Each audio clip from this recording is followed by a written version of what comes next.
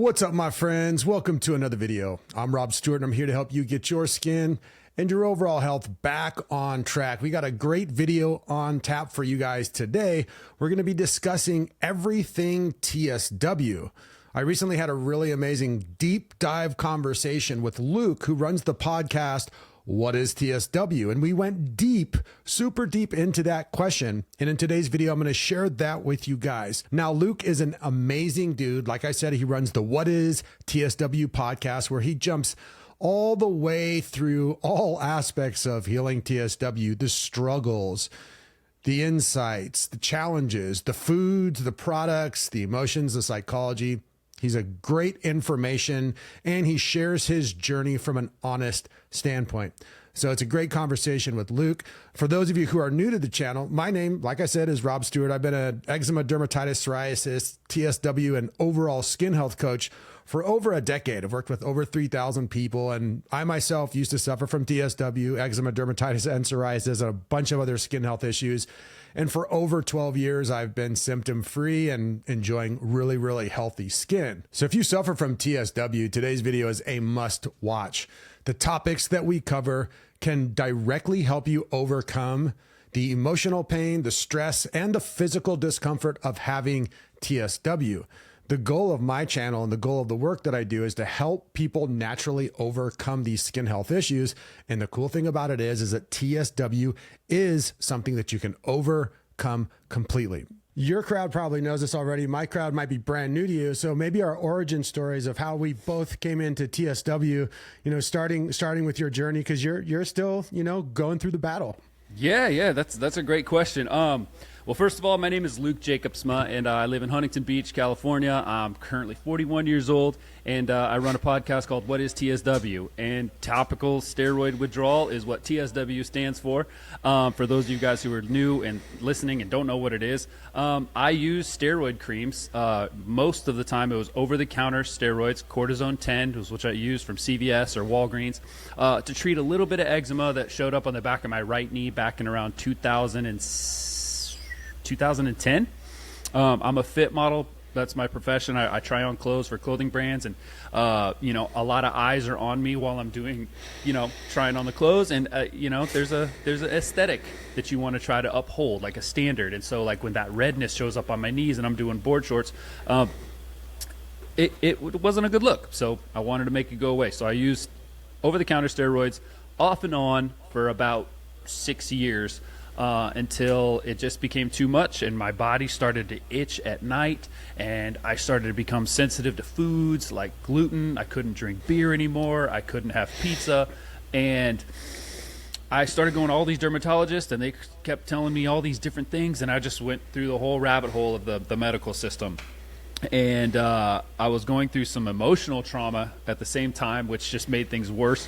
And I realized in 2019 that it was topical steroids causing me all the problems in my body and in my skin and everything. So I decided to quit steroids cold turkey, and all of my skin problems that I thought I had multiplied by 1,000. And it's been the most gruesome 6 years and a couple of months of my life. It's changed every aspect of it, physically, mentally, emotionally, spiritually, relationship wise, professionally. It has removed me from so many things in life. I don't even know where to plug back in or how to plug back in. So there's a huge mental aspect of it that I'm dealing with now. In terms of skin and the pain, that stuff is pretty manageable. I've mostly got a handle on it, but I'm not out of the weeds yet. But that's pretty much my backstory. Awesome, man. Thanks for sharing. I'm curious as to, in the journey right now, just so people have kind of a frame of reference, your skin and the psychology. We both know that those are two different worlds, right? And they're both a bit of a battle. I'm curious where you're at with both of those on your journey. How's the skin doing, and where are you at with your, the emotional side of this thing? So skin first, that's the easiest question to answer. Right now I'm doing pretty well with my skin. As long as I stick to a very regimented diet, and we had chatted, and we had a one-on-one session. And I included a lot of the stuff that you do, but what works for me is a high protein. I like beef, so I do a steak or ground beef.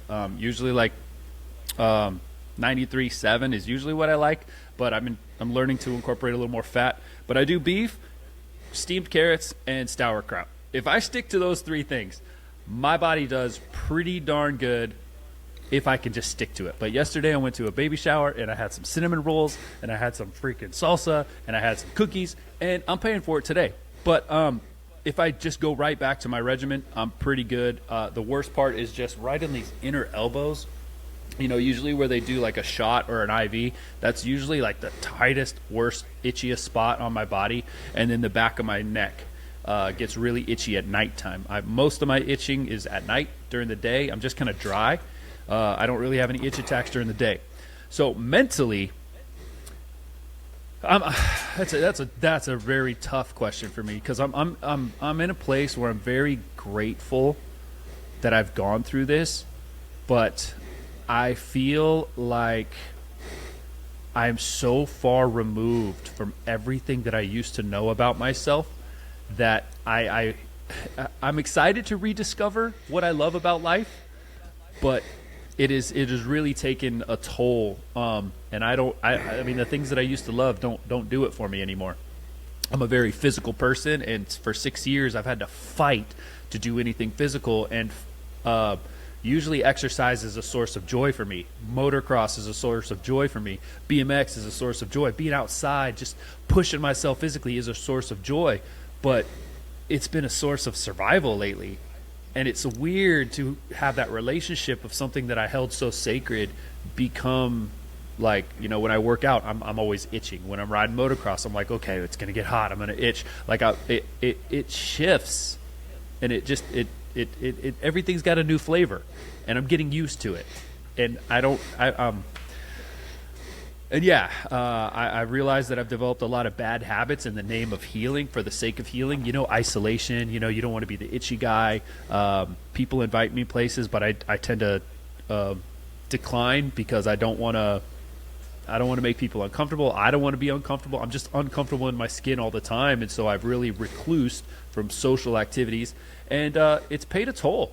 And you kind of, if you don't use your social skills, you feel weird going back into public. And so it's a really, I'm not going to say that I'm struggling. I will say I'm struggling with it. Damn. I'm struggling with just having to plug back into normal life, because I've 6 years has been so far from normal, it's not even funny. I can feel you on that one, brother. For sure. I'm curious. So the times we've chatted, you're someone who your passion and energy is pretty obvious. And I would call it more of an optimistic and an inquisitive type of energy, with the fact that you're in the fight. Like you said, you're feel good, but you're having challenges, like any challenging, big, monumental thing in life can be. Have you found any strategies that are working for you right now, as far as, and I like more towards the emotional, psychological, because I think that's an overlooked and underestimated part of this. Are you finding any things, strategies, tactics, mindsets that are kind of helping? Well, I realized that I don't have a lot of fight left, in terms of like just voluntary discipline. Like throughout this 6 years journey, I've gone through periods where I'm like, I'm going to wake up at 5 a.m. no matter what. I'm going to run every single day and sweat, and I'm just going to do it. And I did that for like 616 days straight, working out, doing my push-ups, doing my run, waking up at 5 a.m. And at a certain point, like, discipline has to have a direction, or else it's a lot of wasted energy. And I noticed that I show up for other people a lot more than I show up for myself. And so what I'm doing now to be strategic is put myself in a position where I have to perform for somebody else or show up for somebody else. One thing that I've been so grateful for is my job, and just like that's given me purpose. When I have to show up for something, I will. If someone's like, Luke, I need you at 3:30 in the morning tomorrow, I will be there. But if I'm like, Luke, you're going to wake up at 3:30 and go watch the sunset or sunrise, I'm not going to do it. Like I'm at that point where I'm kind of exhausted my own resources. So what I'm in the middle of doing actually right now is in 2 weeks, I'm moving out of my condo. I'm putting it up for rent. I'm going to be searching for a van to live in, and I'm completely changing my lifestyle because it's the one thing I haven't changed in the last 6 years is my environment. And so I'm putting myself in a position where I have to perform, and there's so much loaded energy in my material things, like my bed gives me anxiety because I've scratched in it and bled in it so many nights. And so I'm selling it. And just this place is riddled with good memories, but also such terrible scratching memories. And so I'm just trying to, I don't want to say write a new chapter. I want to close this book and start a new series, so that's kind of where I'm at right now, is just in this huge process of elimination and purging and letting things go completely on an exterior and external sense. And I'm really doing a lot of work on who is Luke now, because the Luke that was like, I don't want to go back to who Luke was before he had skin problems, because that guy was 20 something years old. I'm 41 now. So it's like, who's Luke as a 41-year-old with no skin problems? I haven't been able to imagine that. So I need to get myself in a place where I can just have some peace and some quiet and some nature to just create that new version and new future for myself in my own mind. Because if I can't see it, like, I'm just walking blind through life, and that's kind of what I feel right now. So I don't have a specific strategy on how to get that vision back, except get rid of everything I own and everything that used to be Luke, and that way I have absolutely nothing to hold on to. I mean, it sounds like a wise strategy. I mean, maybe it's just natural for you, but the strategy is, hey, I've been this guy and I've tried this thing and I'm ready for something new, and I'm going to get organized and put a plan together and go and make it happen. And I think that's a wonderful strategy. I can relate to that in a major way, because my environment, for me, when I was struggling with both TSW and still eczema, dermatitis, psoriasis, rosacea, cystic acne, all that stuff, was a major trigger for me. And the emotional stuff that came up around my support system and my friend group, I had to completely flip my lid. I did the same thing. I isolated for a long time. And then when that got unhealthy, I think a certain amount of isolation is normal. And, you're kind of thinking a lot and feeling things and working through stuff. But I think that has to come to an end, or that can be real dark, the darkest of dark places.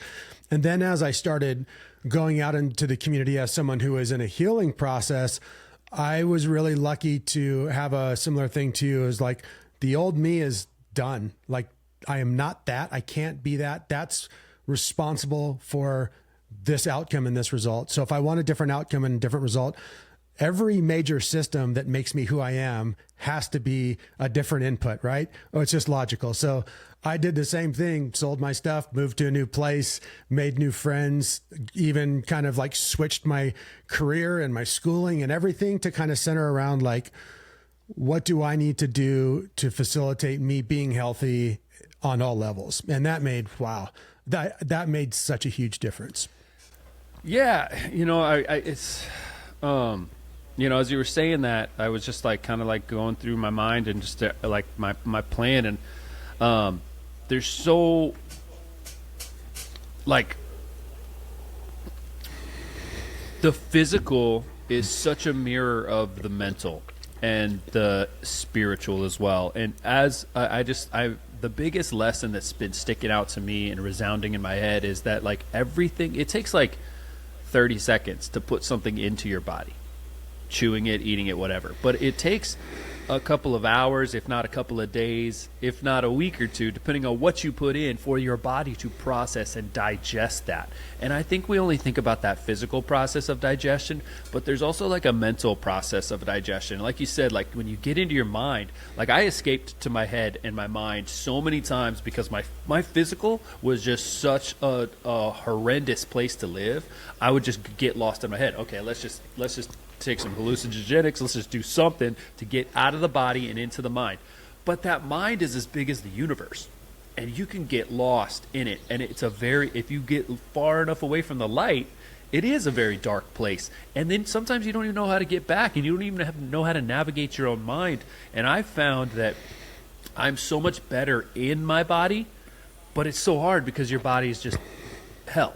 It's hell on earth. It's, you know, your skin's on fire all the time. And so it's that, yeah. And like, I think of the same thing. So like my body's been exfoliating and trying to detox, and I just try and imagine what's that detox process for my mind, and what's that detox process for my spirit and my heart. And like I said, like, I'm so grateful that I've been able to go through this, because I don't think I would have discovered I'm still discovering the depth of who Luke is. But I don't think I would be able to discover some of the courage and some of the deeper problems that Luke has been facing in his life if I didn't dig at my emotional the way that I dig at my skin. And if I didn't dig at my traumas the way that I dig at my skin. And when your body's falling apart, you have no choice but, like, I kid you not, I called my mom and I was like, Mom, I need to know my birth story. Was it traumatic when I was born? Like, I was like doing was I a C-section? Yeah, like I was doing everything to try and figure out all these like subconscious, like everything. And it's just so deep. It's so deep. And what's crazy about it is, like, you can get lost in it, but you can also just appreciate the beauty. And I'm learning that I don't need to understand all of it. I just need to trust this process, because there's a higher power in my mind, I call it God, that has me in this for a reason. And my life is not over yet. I'm not even halfway through it. Like, and you know, like, we'll get to I got a question for you too. Like, you know, like, I didn't want, and I've resisted it so much, I didn't want my life to be driven by this TSW condition to push me towards being like a healing skin coach. But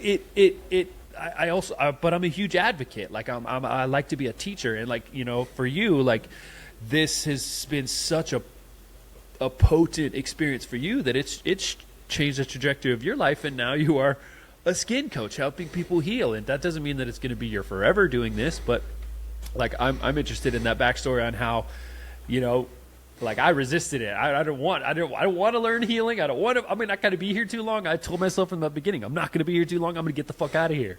So, like, you know, I don't know. How does that land?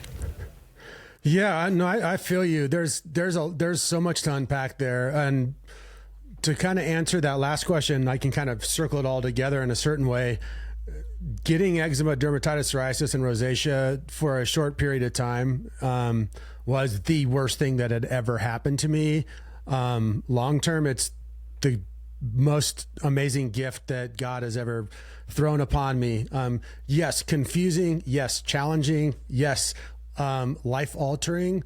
But at the end of the day, that single hurdle, that single challenge, that cross to bear, if you will, turned into what has given me so much. I really enjoy the work that I do. For over a decade, I've helped people with their skin. I've worked with thousands of people like you who are awesome people who are on the same journey, and we're all kind of marching in the same direction together. And to be kind of like a part of this movement, and also be kind of the first people to just like plant the flag and be like, no, fuck this. We can heal. The doctors are wrong. It's all bullshit. We can do this. Let's go. And so that's been a blessing. It didn't always feel that way though. And my path was never, I want to be an influencer that has a skin health business and be one of the biggest, you know, skin health consultants in the world.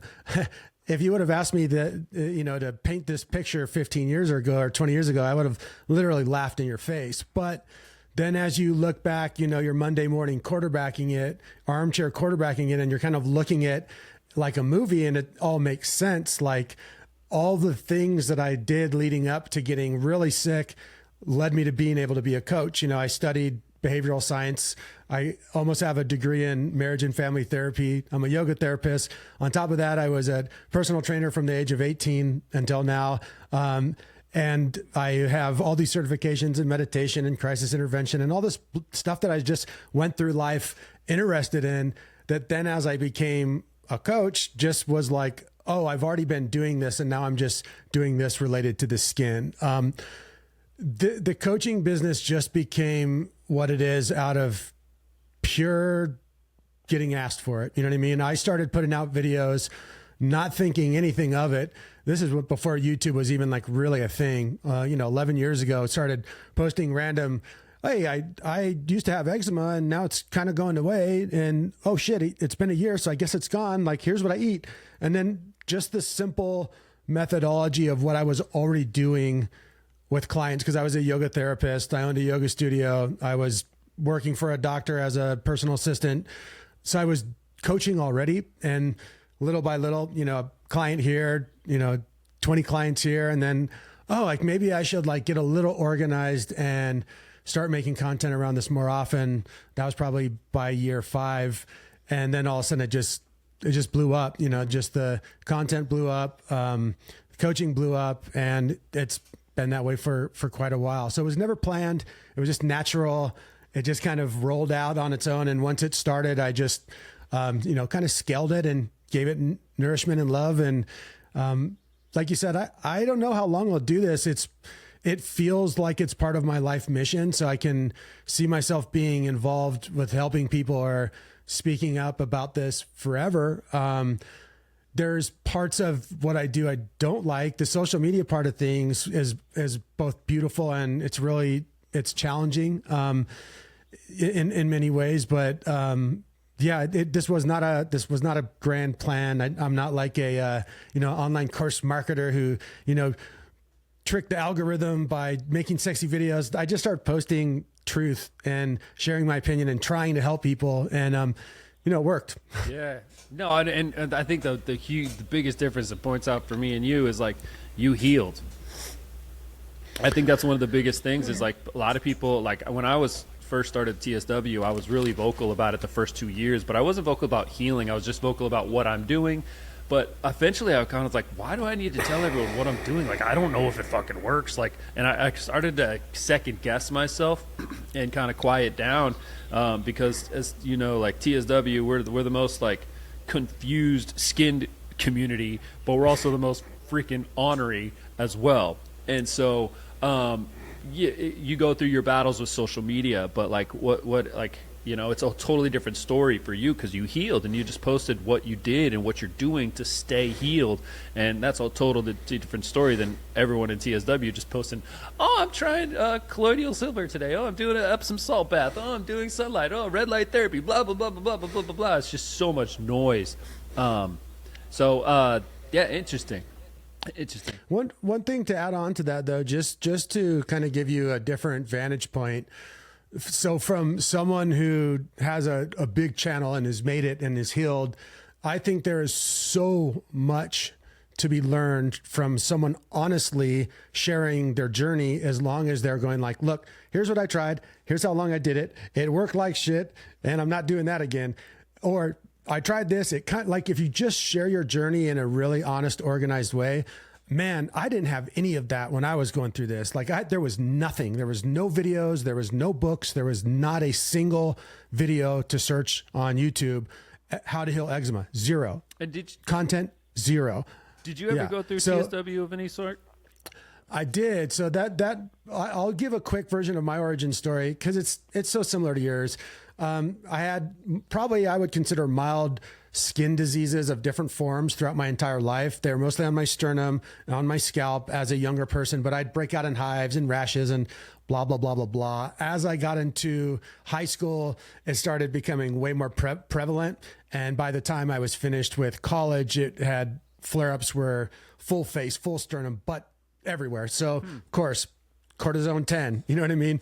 And then also clinical steroids from the doctors, as much as I could lather on, and they kind of would do the trick. If I was having a huge flare up, I could knock it down from a 10 to like a 2 or 3.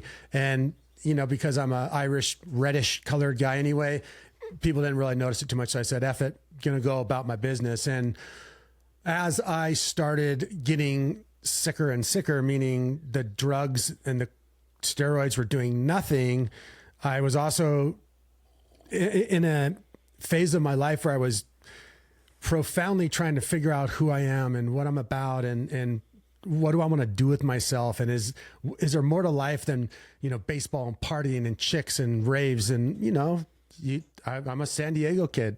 You know the story quite well. And so I got to a place where I was so wrecked and I had so many gnarly experiences with horrible doctors that I said, I have to figure this out on my own. So I kind of stopped everything, studied Ayurveda, studied natural hygiene, studied any alternative thing I could get my hands on. It was mostly books and PDFs back then. So started doing all that. And as I did that, I went cold turkey with everything, medication, steroid creams.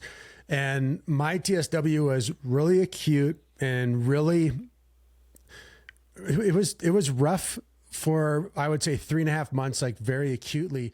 But for me, the TSW healed way faster than the other things. Like the TSW, I was kind of lucky. All I had to do was kind of get my hormones system slightly more balanced, and it went away. It went away after 6 months of trying. My skin disease didn't go away until years of experimenting, learning, till I finally put the right system together. And then it took a year for me to heal my skin. So, and I actually, working with clients, for people who don't know, I'm been a skin health coach for over a decade. I've worked with well over 3,000 people. I have 800 people in my online community. So I have a lot of information. I see cycles, right? When you work with that many people, you're like, okay, what's the analysis of it? And amazingly, more people and I can only talk from the healed side of things. When people heal their skin that I've worked with, their TSW generally goes away before their skin disease. Not all the time, but it can. And obviously there's outliers, right? That's what makes this whole thing frustrating. Yeah. The eczema, psoriasis, dermatitis, and the TSW is like, okay, someone's timeline for healing could be 3 months. Another person could do a better job, do more stuff, be less stressed, and really have a beautiful healing plan, and it could take 3 years. That's all par for the course. So, yeah, for me, it was quick, and I feel like it was just luck of the draw. You know what I mean? Other stuff took way longer. So I was just kind of like, I'll take my wins when I could get them. Jeez, if you suffered TSW less than a year, like, good on you, bro. It sounds like it was pretty quick. Most of my clients, so the healing timeline, when you look at things, like I said, from a meta-analysis, okay, let's look at the 3,000 plus people and the ones that have healed. How long did it actually take them? Almost on the dot, on average, 1 year. That's TSW and all the other stuff. So it generally is about a year, but the thing that people get tripped up on is linear versus non-linear. Some people have a very straight line that's very sensical, and some people it's like boop, boop, boop, boop, good day, bad day, good day, bad day, makes no sense, and then all of a sudden gone. Yeah. Well, you and I spoke, in our when we did our one-on-one and we chatted, and I think I would agree with you when you said this, but you said that the TSW community is one of the hardest skin community people like to work with and coach. You work with rosacea, eczema, atopic dermatitis, all kinds of skin things. And I've witnessed this myself, but the TSW community seems to know more about skin than anyone else in the world. And I'm just curious, what is your take on earning the trust of somebody who is very seems to know more than doctors and everything, because they live it, it's their experience. So they, if you how do you break that barrier and earn the trust of somebody who does want to get better, but they're super cautious, super timid, and almost a little bit arrogant in a way? Yeah, I think I kind of understand the question. I think it kind of comes to breaking down a perspective. So what I would say is, if you're that person that Luke's talking about, and you're kind of like a little sensitive, and I have all the information. I'm someone who's well informed. And this might sound like a dick thing to say, but well, look at your outcomes. If they're not what you want, then you don't know anything yet. True. And humble up and change up your game and learn something new. What do you have to lose? Period. It's like, and for me, I don't really speak too much in theory. and that's why I can be confident, because I just look at what works and I just try to share with people, and I look at what doesn't work and I just try to share it with people. And so I don't have to ever be defensive, because it's not a personal thing. I know what works for me. I know my clients are a little different. Each is very customized, but also if my clients aren't getting outcomes, we're not afraid to be like, okay, maybe we have a bias. Maybe we're doing things wrong. Let's take another look at this. Let's try something out. Let's be logical. So I think and I don't know specifically, like for me, the TSW crowd and the eczema crowd and the psoriasis crowd, I don't go on to Facebook or Reddit or Instagram or get involved with those types of things, because I found them to be cesspools in general.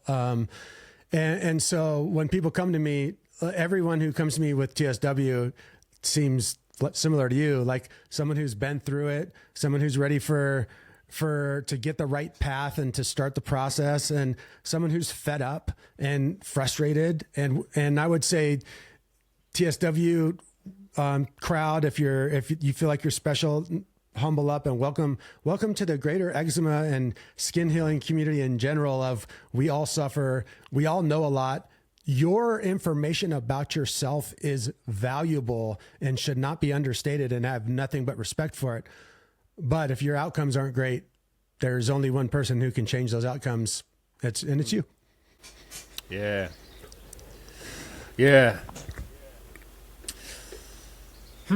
Good. Great. And as far as gaining trust, I'm not here to gain anyone's trust. I could give a fuck less about who trusts me and who doesn't. I don't care about who thinks I'm good and who doesn't. I don't care about popularity or likes or comments. I could give a shit less.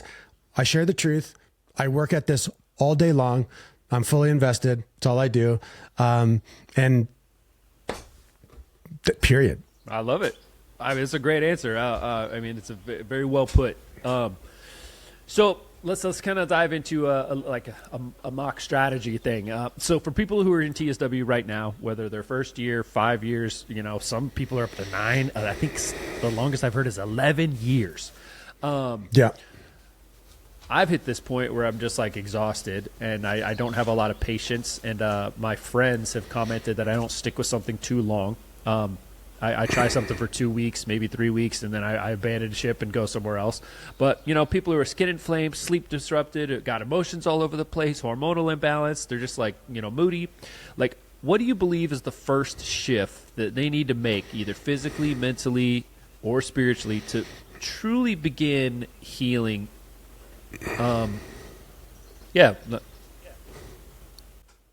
So the three biggest levers to pull, and keep in mind that at its root, TSW is a hormonal imbalance that's related to the immune system. So we have to address the immune system, we have to address the nervous system, and we have to be super nourishing and helpful to the hormonal system. So anything that puts those three systems at risk is got to be avoided or witnessed. And that's a trouble. We got to avoid that. So avoiding the obvious things that hurt that.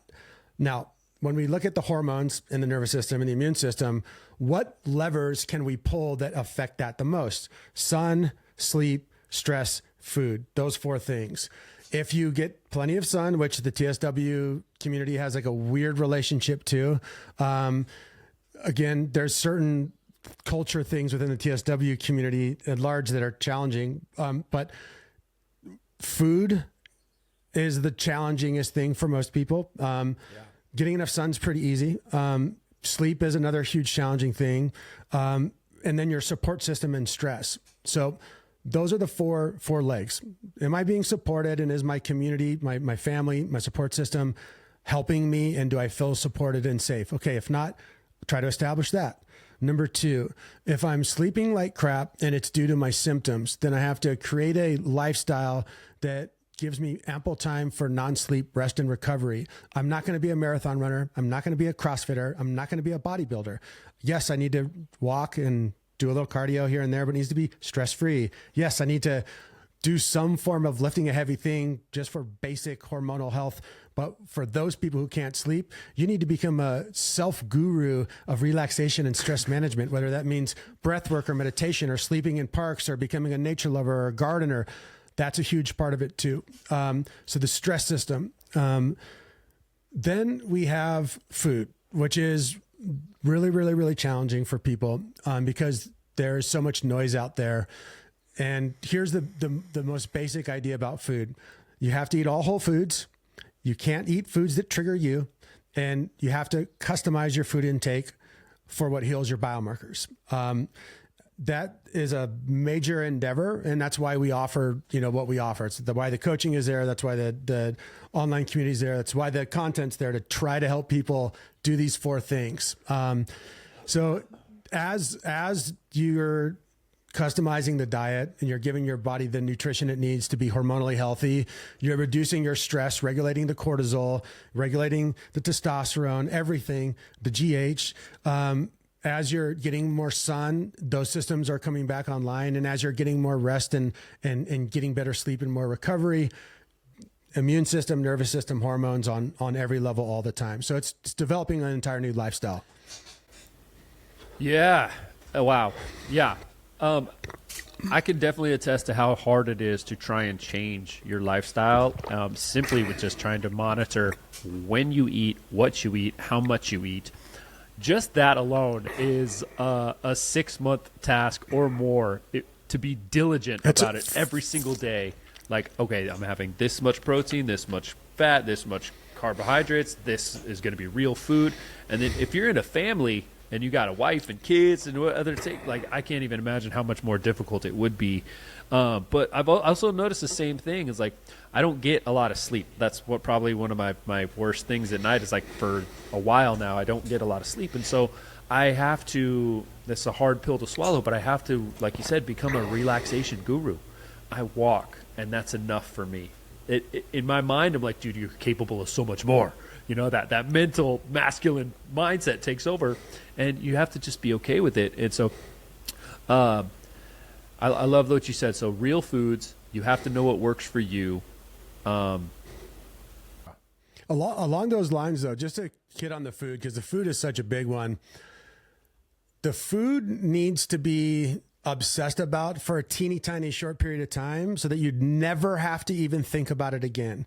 Because it almost made me, I hate to even admit this, but I almost teared up as you're saying, God, like, I can't even imagine like having a family and how hard that would be. It's like, my goodness, man, like having a healthy dinner with the family should be like the best thing ever and easy. And it is, it actually is. We have just as a culture lost our way. And I can tell you firsthand, I am not a disciplined person. That is not a thing in my life. If I write a schedule, I'm ADD, dyslexic, oppositional, defiant. I'm not doing the schedule. I cannot follow through on things. I used to not be able to. But once I learned how easy the diet is and how delicious it can be and how I never have cravings.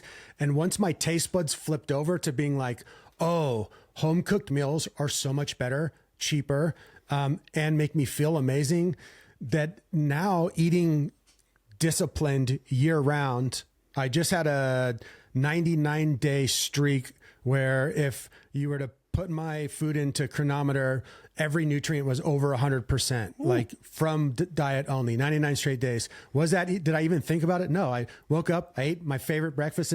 And when I got hungry later in the day, I ate my favorite lunches and dinners. And at night I had sweet, delicious, healthy foods that heal my hormones and keep me digestion nice, keep my energy high. So it takes no discipline now. It only took discipline for the first year. Then it was easier and easier and easier and easier. And that is the whole thing that this is not about skin, people. This is about freedom, period. The skin is telling you that the way you're living is making you a slave to everything, to dopamine, to comfort, to this modern horrible way of living that we all can feel in our bones is not right on any level. And so when you step away from all the fast food and the restaurants and the beliefs and the medications and the doctors, what you end up doing is slowing down and starting to notice that, whoa, it's not that hard and it's actually easier and tastes better and is more fun. there's no upside to the other thing. None. I love this. Like what you just said, like hit me so hard. Like you're not healing the skin, people. And a lot of times we come to you, or clients probably come to you, people in TSW are aiming at that target of healing the skin. But and I know, way better than me, but it's so much deeper than that.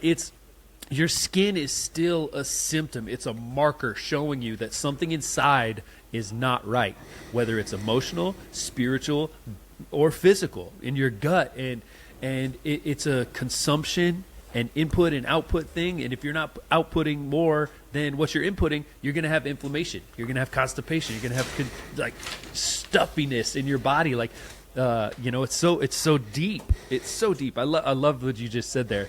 And you're right. Like, I've gone through the spectrum of diets, everything except keto. But I was really heavy into medical medium, and I found that like when I was able to do medical medium, my digestion was working really good. I could eat as much as I wanted. I was always eating because I never really felt full, but I was just consuming vegetables, fruit, potatoes, and avocados.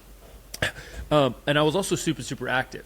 I've recently switched to more of a carnivore-based diet where I'm eating a lot more beef, and but my movement is less, and so my digestion is slower, and I can't eat as much as I want. I feel a little more like a little more heavy and stuck inside, and it's been a little frustrating for me to kind of find the balance, because when I mix like fruit and beef, like my body just seems to get backed up and stuck.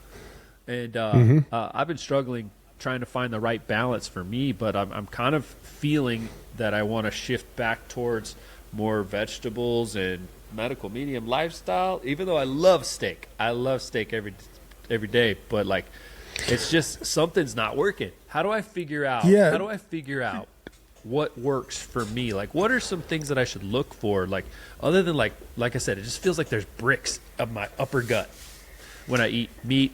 And my body just can't digest it as fast, because I'm also not as active.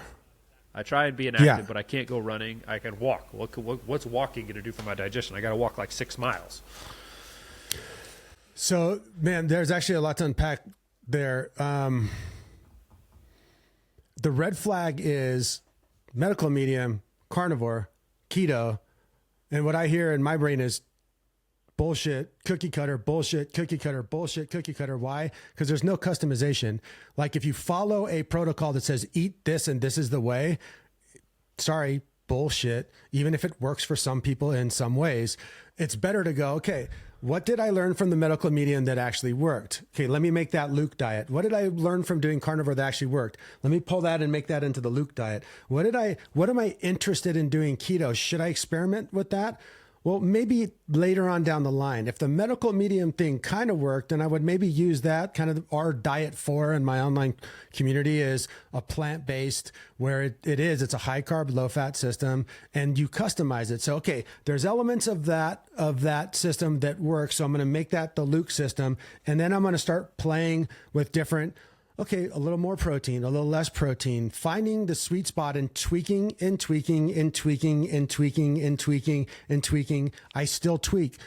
That sounded really bad. I'm still, I'm still in the process of refining and experimenting to this day. And like right now, I'm going through a process like I do every summer where I'm eating well over 350 grams of carbs every single day. And my protein went from 250 grams per day to like 130 grams per day. And I get really lean and really energized and really veiny. And it's, my seasonal thing. And so there's lots of different ways. So what I'm trying to say is experiment with different cookie cutter approaches. But at the end of the day, they all fail because they fail to make it specific for you.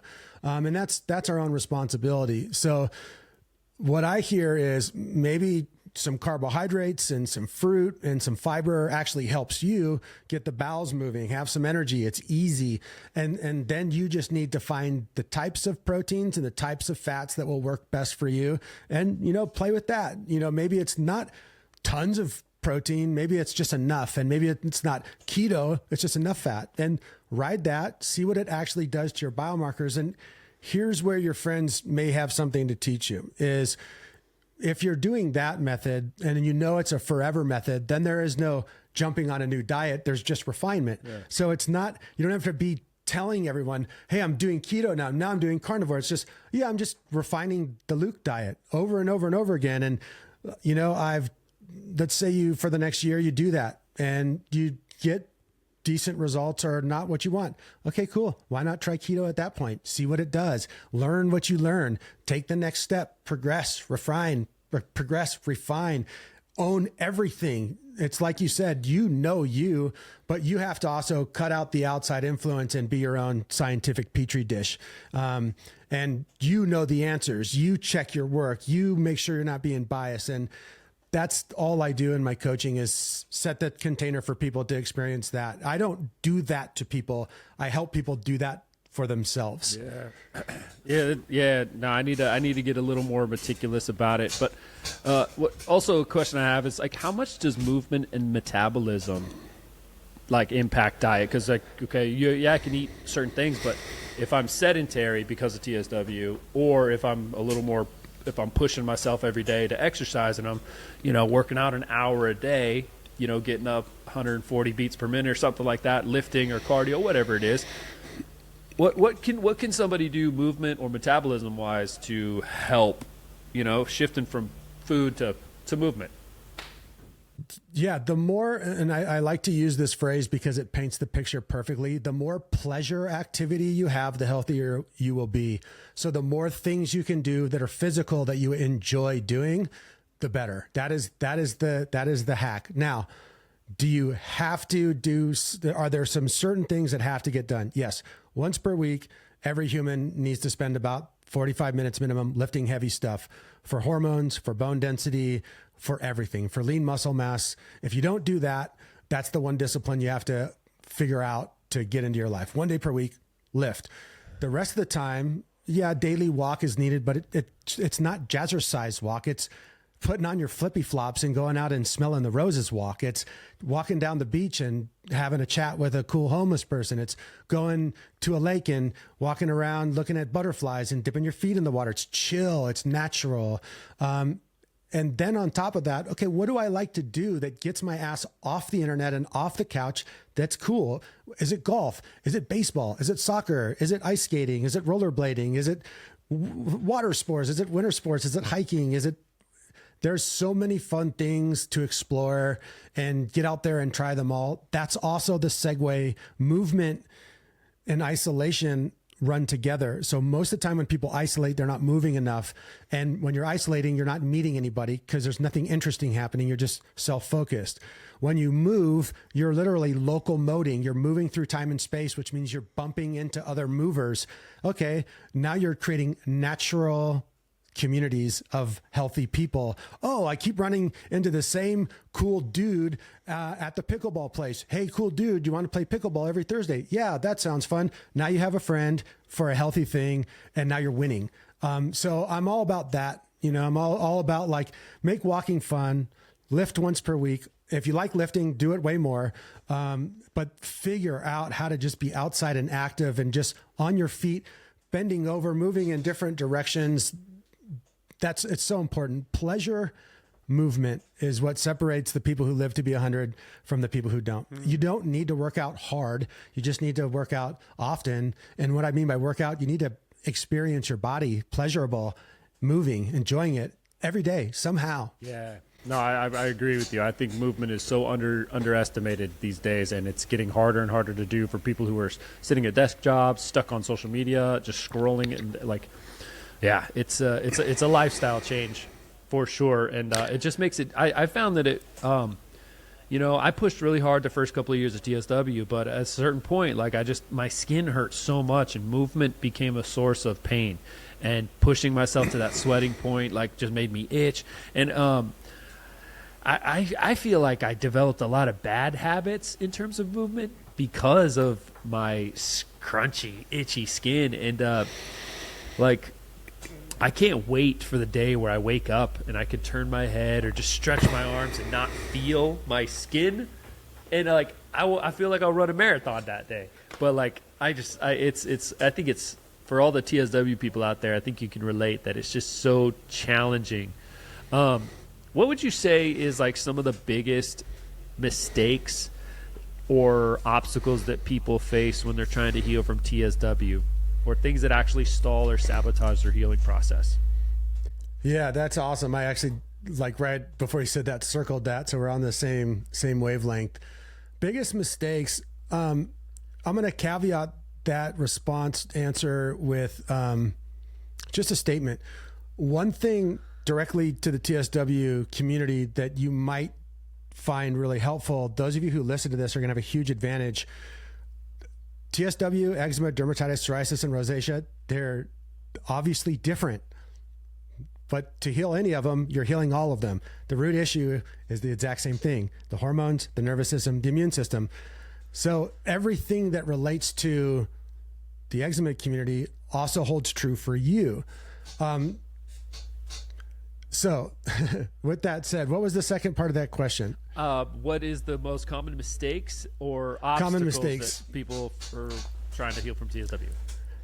So with that said, the common mistakes directly from the TSW crowd that I deal with is belief that, oh, it has nothing to do with diet. I just have to like use the right products and stay away from certain things. And if I just find the right lotion, or if I just avoid the wrong thing for long enough, it maybe will go back to normal. That's a big one. Another mistake that I see a lot in the TSW community is a fear of like bathing, being clean, being hydrated, and using proper products. Like you said, nourishment doesn't just come from what we eat. What we put on our skin and how we treat ourselves is nourishing as well. So I find that that can be a major mistake, is to not experiment with everything that's out there that's healthy, that's non-triggering, to find something that gives you even 5% relief, or keeps you slightly less dry, or keeps you slightly more clean so you can avoid infections and all sorts of things. Other mistakes. Honestly, they kind of are the exact same things that are the same mistakes with eczema and psoriasis. It's fad diets.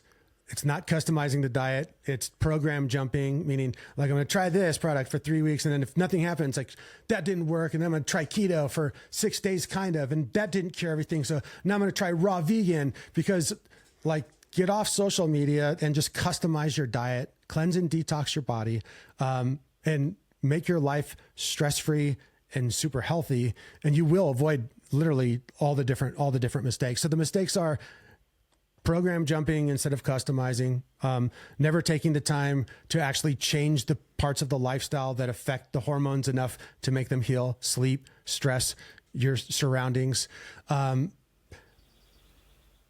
then the biggest one is, it's a lifestyle. This isn't something you do for a year, heal yourself, and then back to the old way of doing it. It's a forever thing.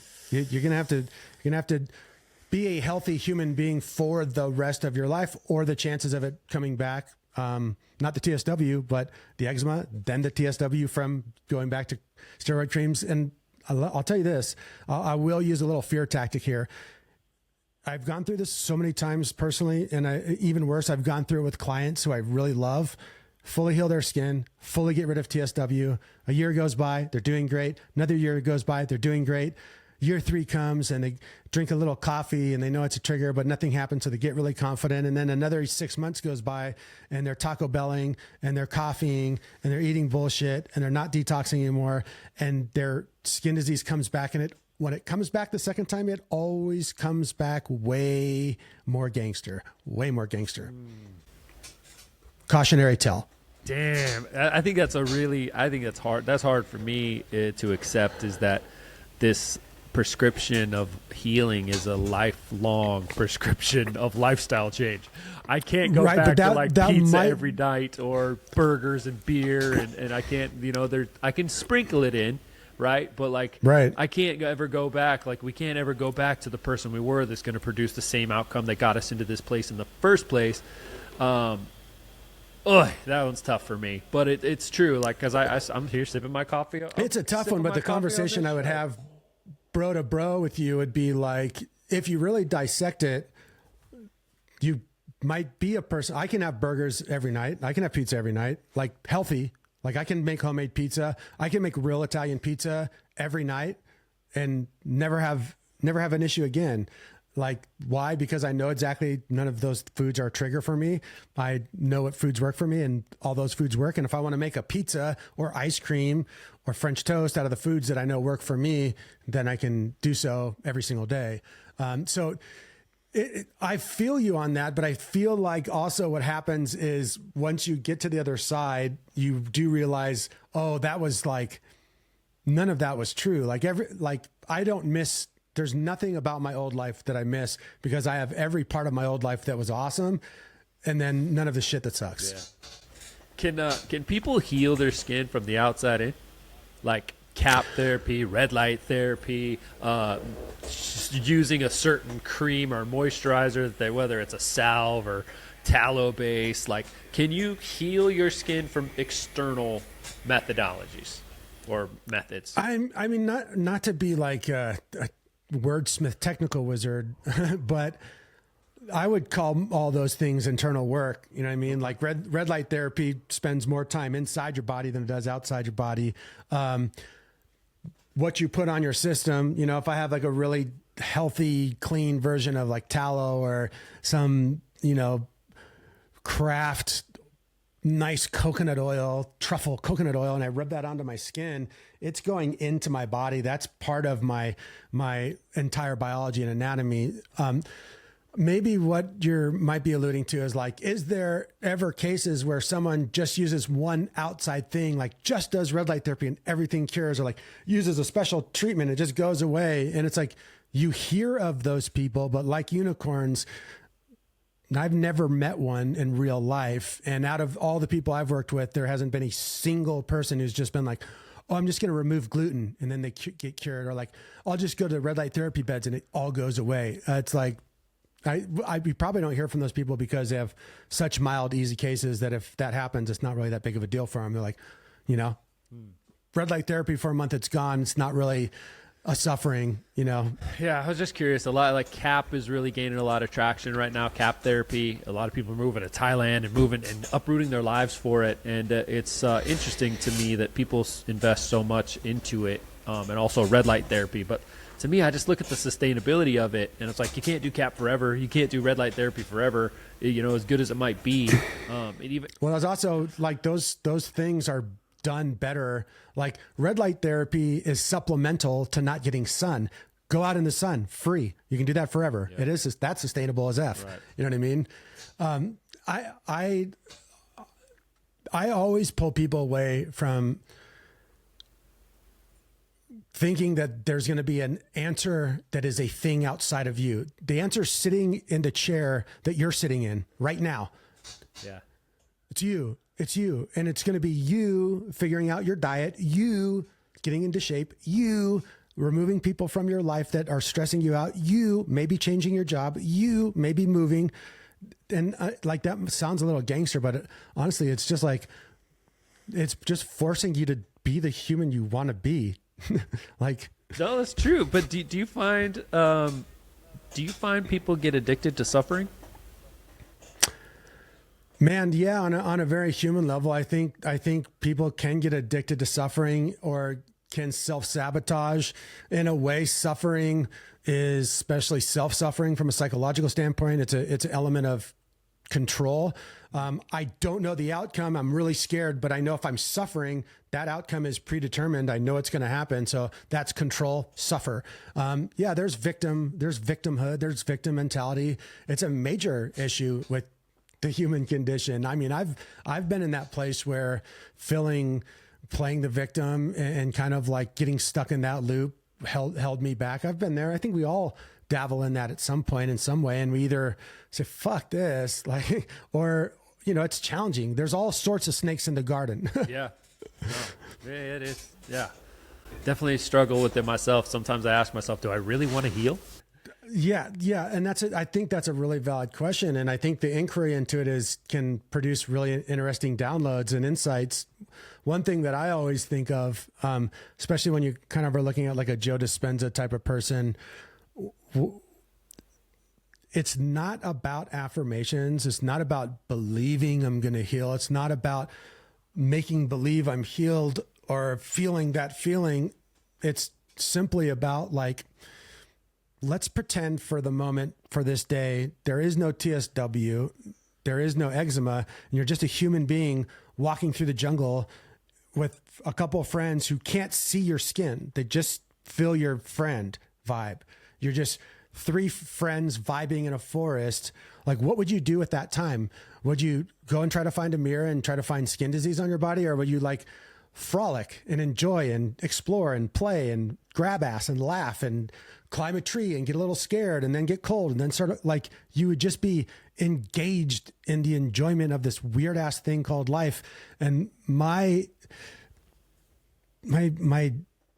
biggest thing that I invite people to explore is maybe you can have that feeling and mindset as you're going through the process of healing and have the best of both worlds. Maybe there's moments, maybe there's actually a way to experience lightness and enjoyment and passion while you're not happy with the way your skin looks and feels, like at the same time. There doesn't need to be a split. So a story that represents this in a really clear way, this is effing monumental for me in my life. Right at the 6-month mark, I had gone through a practice 6-month mark during the year that I healed my skin fully. I had gone through this thing where I'd like tried consciously to stop looking in the mirror all the time, because the first thing I do in the morning is run to the mirror, pick at my face, trip out, try to cover things up. And it just, man, what a horrible way to deal with high cortisol, is to give yourself more stress first thing in the morning. And so I made it a practice. Like I covered my mirrors with towels. I wrote notes next to my bed when I woke up, like go to the garden, like go for a walk immediately. Okay, cool. So I got into this practice of doing that. But every morning when I woke up, I still wanted to go to the mirror and pick at myself and literally pick at myself, emotionally, physically pick at myself. Then one day I woke up and I went and I made green tea. I remember this vividly. Walked down the stairs were crickety, turned on the teapot. The teapot was like perfect. It was like kind of a cloudy day. Grab my tea, walk outside, drink my tea, hear the birds, have my shirt off. And I'm feeling all these good feelings. And I realize in this moment, I did not even give a fuck about going to the mirror today. And it was the most liberating thing I'd ever felt in my life. And that became the new plateau, the new version of me. You know, it crystallized. It became what I did every day. So it was a trait of self-sabotage, of starting my day horribly, cycle I could never get out of. And then just by struggling and engaging with it, praying about it, giving it up, it turned over. And then I had that moment of, oh my God, I'm okay. Like I'm okay right now. Like I can see my skin is flared up and I don't like this. But dude, I'm fit as hell right now.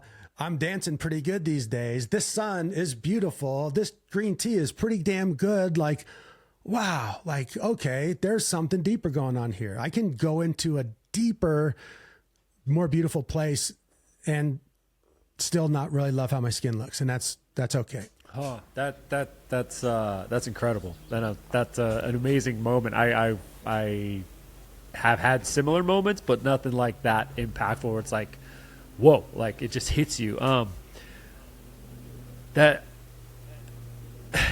So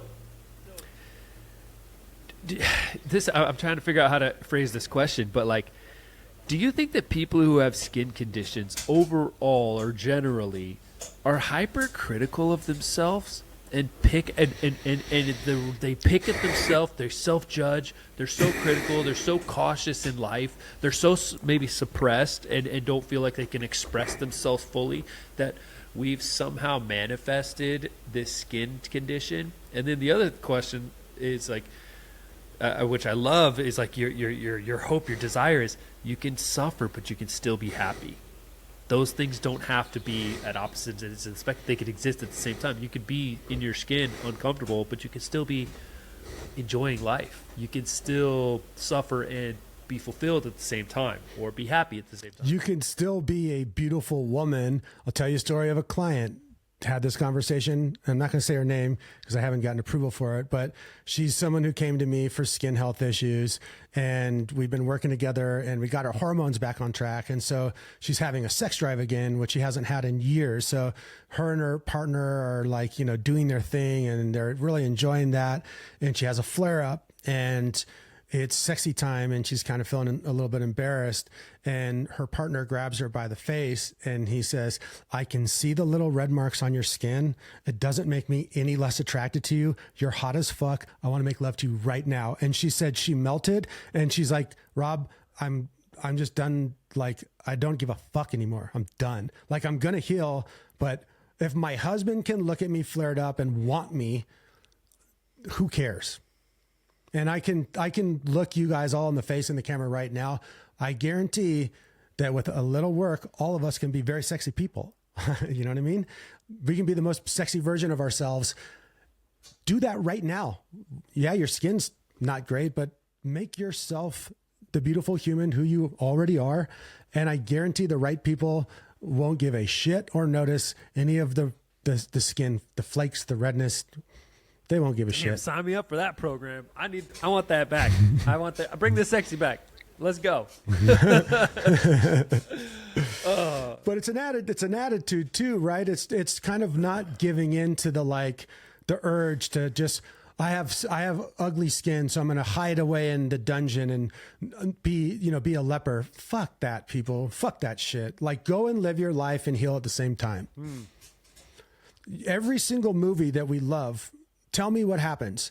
The main character has a montage where he's been screwed over, where he's up against the challenge, where he's fighting the big boss, where he's overcoming the problem. And the montage is dun, dun, dun, dun, dun. It's inspirational. And they're isolating for a second, and they're gathering their team, and they're cleaning up their diet, and they're putting their ducks in a row. And then what happens in every movie? The hero overcomes the challenge and wins. And it's like the hero has a montage. Like, make your montage. Like, make your damn montage right now. Get in your montage phase. Montage phase.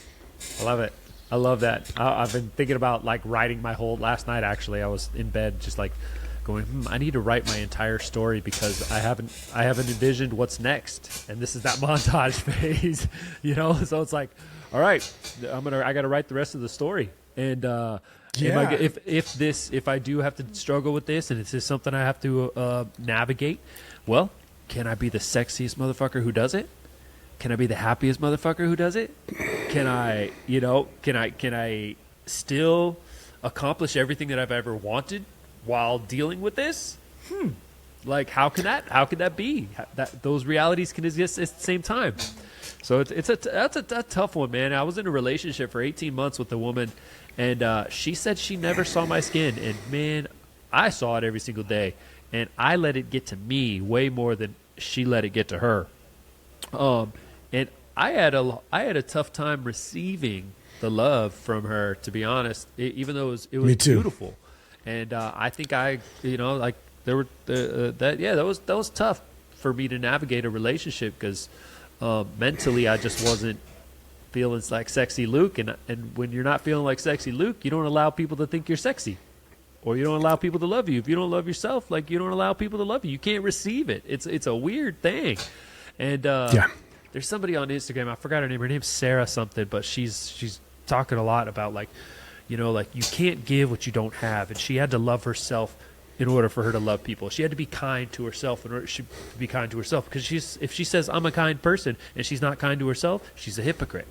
And we often forget that, you can be kind to the world, but not kind to yourself. You can love the world, but not love yourself. And there's it's a deep thing. This is a deep thing, and you have to. One of the things that I love that you say is you can't program hop. You have to customize everything. You have to customize the way you think, to customize what you eat, customize what you consume, and you have to make sure it works for Luke, and you have to make sure it works for Rob, and everyone else has to make sure it works for them. And that's the beauty of life, is we get to customize it. If you don't want to live in the city, don't live in the city. If you want to go live on a farm, go live on a farm. You want to ride dirt bikes all day long, then go do that. you know, and I think we feel so much pressure to follow this path that's been cut by other people, but we don't. We don't have to do that at all. We're not obligated to do that at all. And I think that for me is following other people's paths and believing that some program is going to get me to my destination when I'm following somebody else's map. I'm such a victim of believing that if I follow their path, I'm going to get to my destination. What the fuck kind of confused person is that? Like, that's me. So that's one of the biggest takeaways I've had so far from our conversation is, like, you can't program hop, and you have to customize your own plan and your own life, because there's no other Luke, there's no other Rob. No one can do what you do, say what you say, and produce what you produce, and no one can do it just like me. So absolutely, man. What absolutely. else you got? It's, you know, I think something, this is a question I had for you, or a topic from your point of view, because you're way deeper into the, you know, the niche of the TSW than I am. And I'm curious, what are some misconceptions in the public that you see people talking about in terms of TSW? Like, what are people kind of just getting wrong? People say that time is the only thing that heals. I have a huge problem with when people say that. I feel like it's a huge cop-out, personally. I feel that, to me, that's just somebody who doesn't want to do the work of figuring out their own body. And I think that that's one of the biggest benefits that we get from suffering from TSW, is the lessons that we get to take from it. Those lessons we take forever. Like you said, it's like you're not just healing your skin, you're healing a lifestyle, and you're healing your if you really pay attention, you're healing your inner child, your inner trauma, like your mindset. Like, this is such a beautiful opportunity. Pain is the best teacher. I think the other thing that people get wrong, was it wrong? Get wrong or misconception? Either get wrong or have misconceptions about. I think some people plant their flag pretty damn hard in certain things, and then they're not open to anything else. Like, there's someone in particular that talks really heavily on red light therapy, and it's red light therapy and nothing else, and they just bash everyone else. And there's such a, I think division and like, it's like claiming that this is the thing. I think a lot of people get wrong. And then also, it's misery loves company. I think too many people like to post their suffering, and in a way, it's weird. Like, on the surface, it looks like I need help. Does anybody else suffer from this? But it's almost like they're highlighting that they're suffering. Like, they're not really asking for help. They just want to promote that they're in the shit. I don't know. So, like, the Facebook, they might want a little. The Facebook groups, like, there's 20,000 people, and you go on there, and it's like, the only way you're going to find anything of value is you have to search through a bunch of shit. And at the end of the day, you find value, but you're covered in shit because you had to search for it. And so it's like, what's the value really? And so I think everyone who goes through TSW goes through that weird relationship imbalance of social media. And I think as a whole, the TSW community does a terrible job of being united in what our actual goal is. Is it healing the people who are suffering? Is it preventing people from using steroids?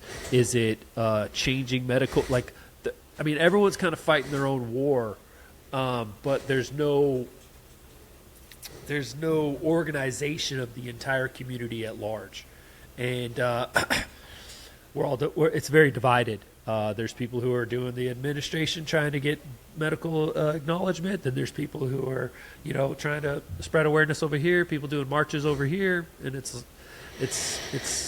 divided. So the thing we want least is for there to be medical interventions, because then basically what will happen is they'll take all the schizophrenic drugs that didn't work, and they'll just reschedule them, give them a new name, make a new commercial, and that'll be how they cure TSW, is try out Frankenstein drugs that destroy people's lives and push them on new community. Yeah. So hopefully nothing medical happens, because there's nothing medical that can help this. Yeah. Yeah. I think the last thing I'll say on this is, I think that the biggest thing that breaks my heart when I see it is, this is an iatrogenic condition, TSW. It's caused by medication. And it blows my mind how people think a new medication is going to solve their problem. And so I'm not saying they're wrong. Everyone's got to go their own path. But I personally can't wrap my head around thinking like a JAK inhibitor or a immunosuppressant or something like that from another pharmaceutical company is going to solve this problem that was caused by a medication in the first place. And so I'm very anti-pharmaceuticals. I don't like to take anything if I can avoid it. Like, it's, yeah. So that's one thing that like just hurts me when I see people do that. And I've learned to not say anything about it, but it sucks to see people go through Dupixent flares or Ringvox flares or whatever, and they go and sign up for these clinical trials, and they're like, oh, this experimental drug, and it's like, I get that we're desperate, and that part is hard to deal with, because you are desperate for relief from the constant pain. So yeah, I guess that's it. I mean, I love the TSW community. I've made some really cool connections. I've interviewed a lot of cool people, and I love the stories of people that are going through it. And my biggest thing is I want to prevent people from getting TSW. So I just want to raise awareness of the steroids and the dangers, and trying to get people off of it. But yeah, I hope does that answer your question? Yeah, absolutely. I mean, absolutely. I couldn't agree more. And also for clarification's sake, for me, and I'm pretty sure Luke feels the same way, there's no judgment from me. I have pure empathy and can completely understand anyone who makes the choice to be like, I'm going to try medication. I've tried medications. We all have, but I try to talk on these conversations in general when I'm thinking about the things I'm saying to this community. I'm thinking about what I would do with my mom. My mom was in your shoes. What would I tell her? Because that's how much I can't love anyone more than my mom or my dad. Happy Father's Day, Dad. I can't love anything more than my parents. And what I would tell my parents is, if you're suffering enough that you need to take a medication, do it.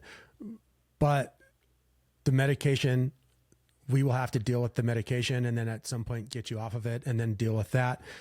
So there is no such thing as any medication not negatively affecting the root issue. With that said, I have had plenty of clients who responsibly and slowly, with the care of their doctors, wean themselves off of the medications and kind of hit that nice balance of the natural methods, and then wean it off and make the healing process a little less harsh. Awesome. If you can pull that off, more power to you. I'm just like you. A big part of my journey is just keeping people away from pharmaceutical drugs of all kind, because they're just not needed. Yeah. And they don't do what they're supposed to do. Yeah. A huge takeaway from my whole TSW experience is that every decision you make, whether it's you ingest something like food-wise, pharmaceutical-wise, with your eyes, your ears, anything, every decision you make has a cost. Every decision you make. And so you have to make your decision. You have to put so much weight and value on every decision you make. And in today's world, it's going a mile a minute. It's even faster than that. We've got thousands of decisions we have to make. Social media doesn't make it any easier. And so what I'm finding is that the only way I can make valuable decisions and really think about what I'm doing with my life and my body and my digestion and my movement and my mindset and my spirit and my heart and my everything is slow down.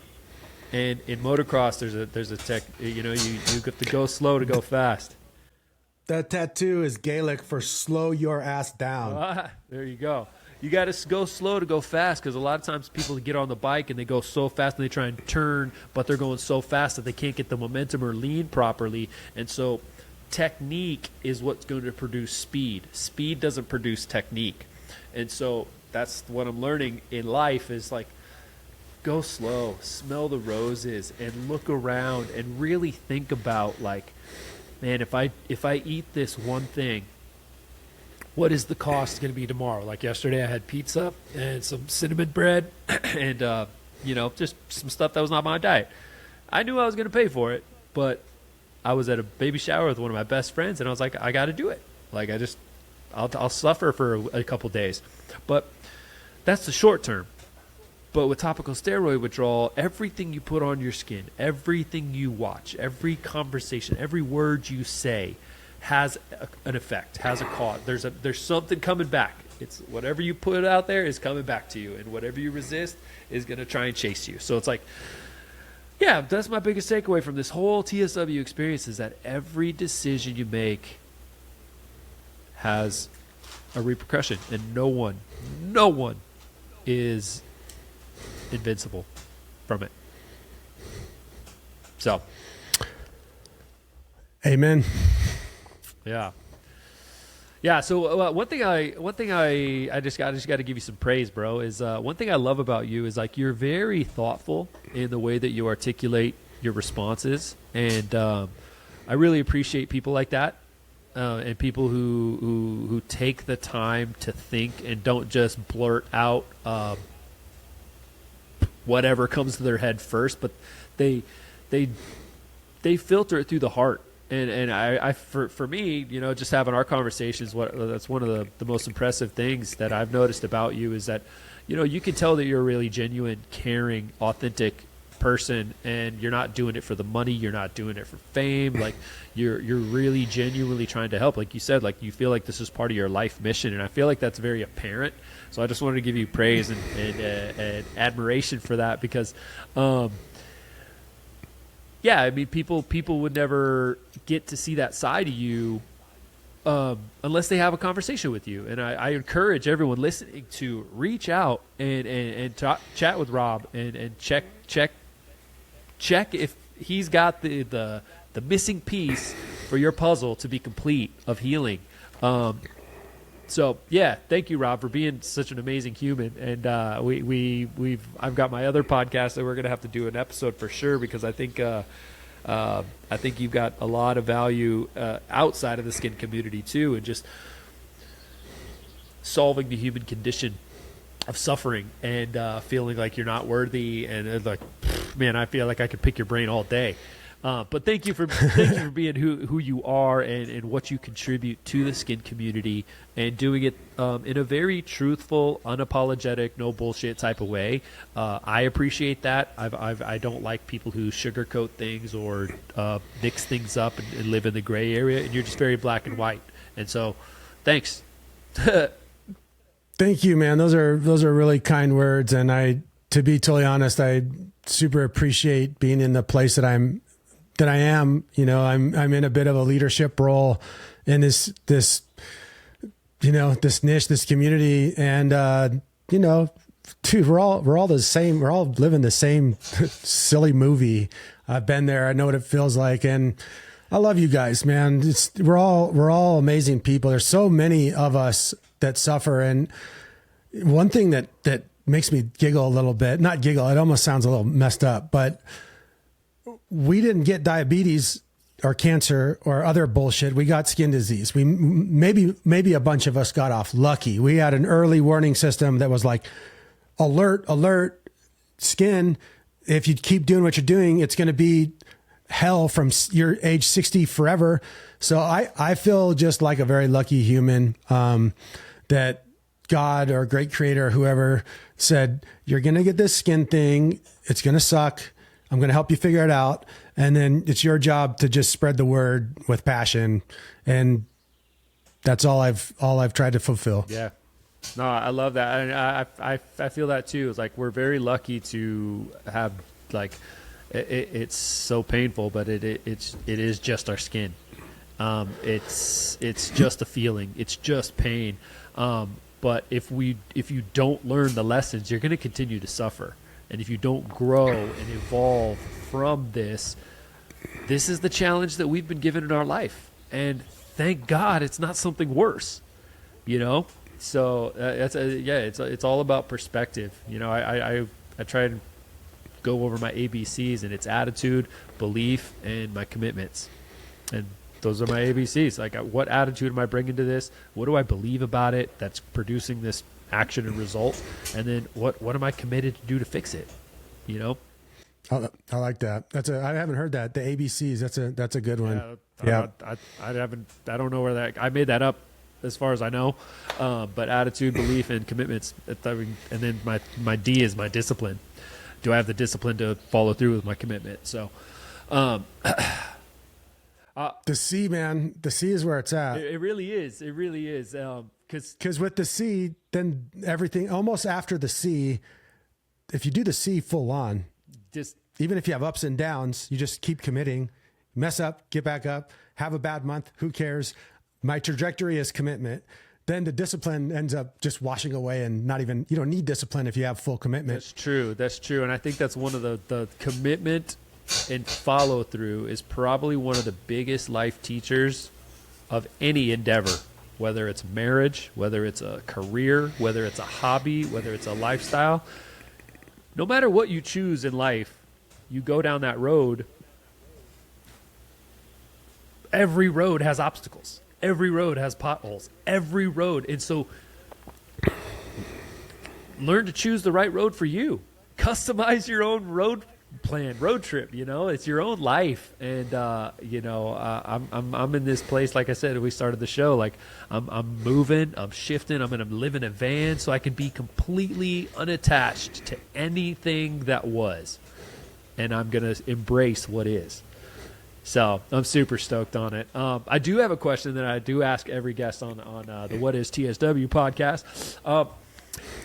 So what is TSW to you? Whether it's a medical process, a spiritual journey, or something else entirely, what is TSW in your eyes?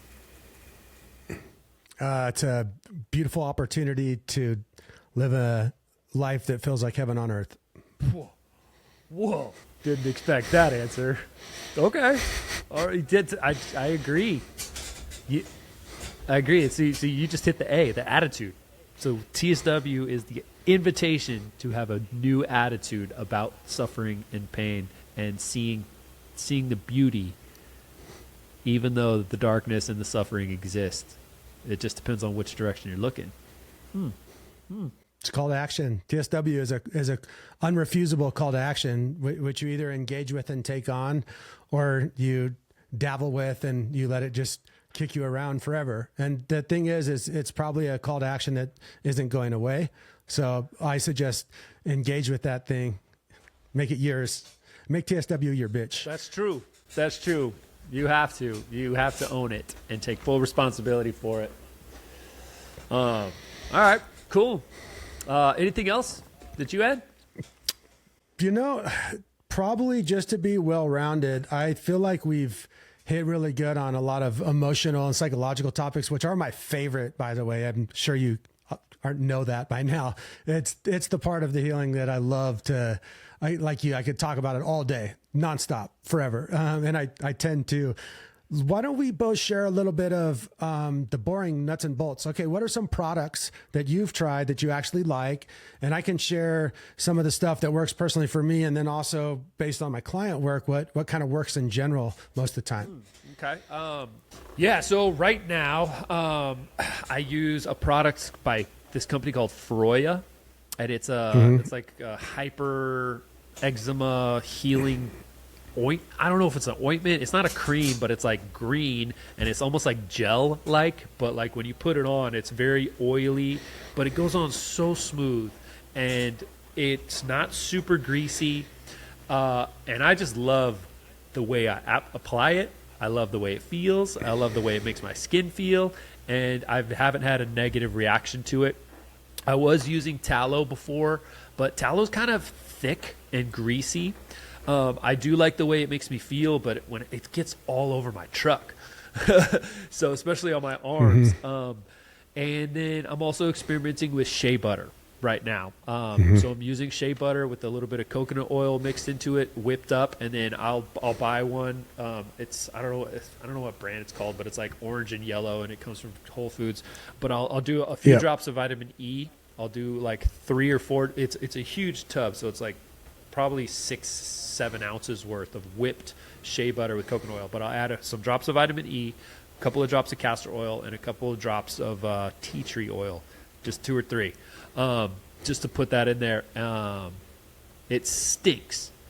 I'm trying to figure out a way to make it smell better, but I have been experimenting with that, and that's actually been pretty good. But again, it's just the greasiness and the thickness of it. So that's why I like that Froya stuff. That's been the best. And then on my face, I used another Froya product, which is their 6-in-1 moisturizer. It's kind of an orange color, and I put that on my face. It's a little thicker than and it's got a different consistency than the gel that I put on my arms.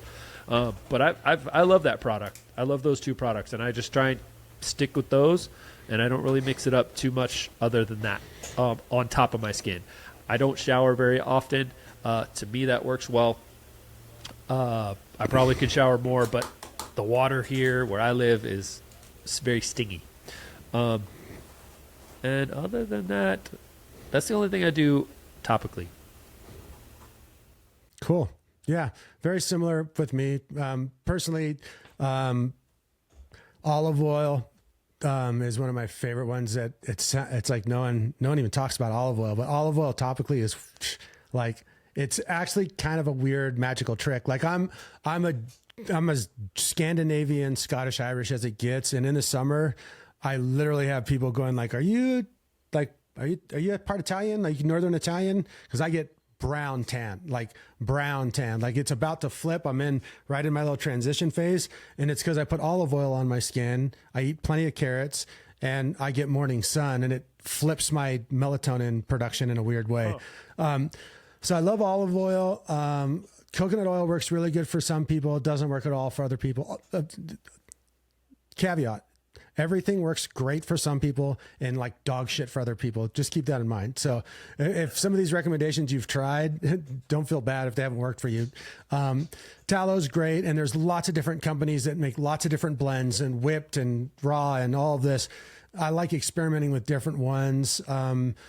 There's a company that makes olive oil soap that's nice. So Black African soap type ointments and products are good. Dermazen is a company that I came into contact with about a year ago now, and it was actually someone I knew from way back in my San Diego days, and they created a really nice, clean, natural product that works really great. That's a good one. Jojoba oil, shea butter, all the typicals.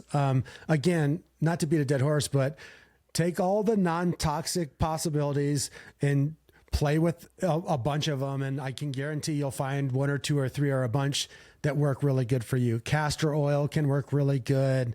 There's a lot out there. For me personally, it's super basic. It's tallow, and then a little olive oil when I'm getting into my suntan months. Yeah. What would you say your best advice is to get the skin to moisturize from within?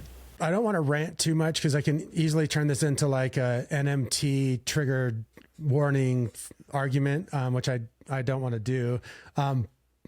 But the basics, you have to have enough omegas that your body's digesting. You have to have enough aminos that your body can digest and assimilate. And if you're someone who is eating carbohydrates, the micro and mineral content and vitamin content from the right carb sources. So you have to have the nutrients there. That's number one. Secondly, the body's hormonal system is what's messed up. Well, your hormonal system is also what kind of produces a lot of the body's, for lack of a more scientific word, juice. It's suppleness. It's kind of like umph. So what you see is when someone's nutrition is on point and they're moving their body enough, they have some lean body mass, their metabolism is working correctly, the body's the right heat, and the person is under not so much stress that their cortisol isn't drying them out all the time. It's just the basics. And the other part of it is, if your skin is dry and you don't like it dry and it gets infected when it's dry, then moisturize it. And if it gets dry again, then moisturize it again. And then if it gets dry again, moisturize it again. Because there's undeniable facts about this. Clean and not overly dry is just safe. So if you're not clean and you're overly dry all the time, and in your mind you're like, well, I heard that if you apply moisturizer all the time, it stops your body from producing moisturizer. That's absolute bullshit. That's like, that's the stupidest fucking idea ever. You sweat every day. That's, you know, like your body eats food every day. If you have perfect skin, sometimes due to the climate and the interaction of the dew point, you might have a little dry skin. That doesn't mean there's an inner problem. It just means you might need a little moisturizer. It's not that big of a deal. Yeah. Yeah, I learned that when my year 2, when I stopped showering completely for that entire year, and I ran and worked out every single day, and I just noticed that no matter what I put on my skin, it was gone within 6 to 7 hours.